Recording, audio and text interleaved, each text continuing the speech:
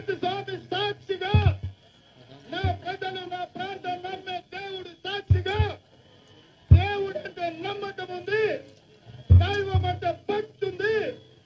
గురుమూర్తి స్వామి సాక్షిగా 15 ఆగస్టు లోపల 2 లక్షల రూపాయల రైతు రుణమాఫీ చేసి నా పాలమూరు బిడ్డల రుణం తీసుకుంటా.